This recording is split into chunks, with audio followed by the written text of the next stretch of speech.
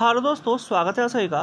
IBPS RRB colour का exam खत्म हुआ तो उसी का एनालिसिस करने वाले हैं। मतलब किस लेवल का आपको क्वेश्चन देखने के लिए मिला था और कितने अटैम्प्ट वाले इसमें सेफ है। मतलब अगर आपका इतना अटैम्प्ट है तो आप आराम से मेंस एग्जाम का प्रिपरेशन कीजिएगा, आपको कोई भी डरने वाला बात नहीं है, आपका एग्जाम जरूर क्लियर होगा। तो अब बात कर लेते हैं, सभी चीज़ के ऊपर बात कर लेते हैं। उससे पहले दोस्तों एक बात ऐड करना चाहेंगे, अगर चैनल को अभी तक भी सब्सक्राइब नहीं किए हुए तो सब्सक्राइब कर लीजिएगा, और अगर वीडियो अच्छा लगेगा तो एक लाइक वीडियो को भी दे दीजिएगा, जिससे ज़्यादा से ज़्यादा लोगों के पास वीडियो जा सके। अब चलिए बात कर लेते हैं एग्जाम का।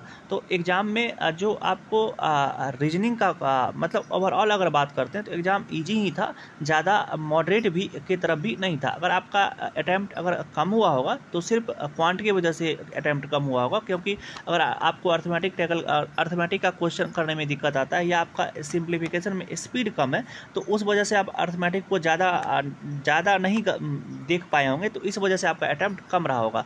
अब चलिए सभी के ऊपर बात कर लेते हैं। तो सबसे पहले रीजनिंग का बात करते हैं। तो रीजनिंग इजी ही था, सभी शिफ्ट में आरआरबी में रीजनिंग इजी ही देखने के लिए मिला हुआ है, तो इसमें भी इजी ही था। रीजनिंग में आराम से अगर आपका ठीक ठाक तैयारी है तो फुल अटैम्प्ट भी कर सकते थे। अगर एक दो क्वेश्चन छोड़े होंगे तो वर्ड फॉर्मेशन वाला या जो रिवर्स मतलब दोनों तरफ से नंबर लेटर नंबर काउंट करना रहता है, तो वो सब क्वेश्चन अगर एक हाथ छूट गया होगा तो वो उसी सब क्वेश्चन छोड़ने वाला था, और सभी लोग मतलब फुल अटैम्प्ट अच्छे से हो रहा था। इसमें भी मतलब, और अगर लेवल का बात करते हैं तो वो लेवल इजी ही था, कोई भी ज़्यादा मॉडरेट भी नहीं था रीजनिंग का। अब बात कर लेते हैं क्वांट का।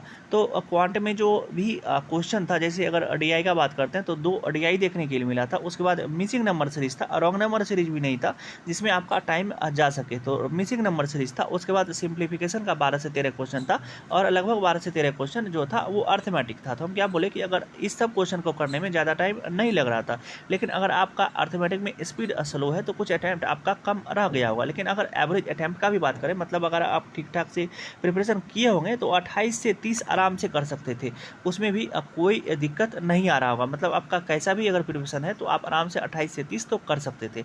अब चलिए बात कर लेते हैं ओवरऑल अटैम्प्ट का, कि ओवरऑल अटैम्प्ट क्या रहना चाहिए था। तो देखिए, अगर रीजनिंग का बात करते हैं तो रीजनिंग में तो आराम से लोग 35 प्लस तक कर ही रहे थे, कोई भी दिक्कत नहीं हो रहा था, और इसमें भी 28 से 30 32 ऐसा सब अटैम्प्ट लोग करके आ रहे हैं।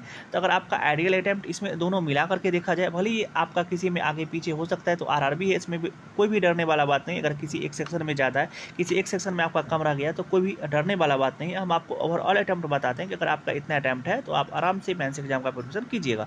अगर आपका 68 टू 70 अटैम्प्ट है तो आप आराम से मेंस एग्जाम का प्रिपरेशन कीजिए, आपका आराम से मेंस एग्जाम प्री क्लियर हो जाएगा और आप मेंस एग्जाम दे पाइएगा। तो अगर 68 टू 70 के बीच में अगर आपका अटैम्प्ट है तो आपका एग्जाम क्लियर हो जाएगा, और कट ऑफ भी इसी के इर्द गिर्द रहने वाला है, चाहे आप किसी भी स्टेट से रहे होंगे।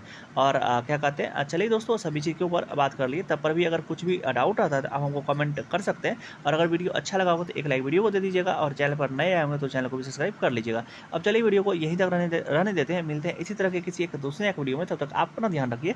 Love you, bye bye.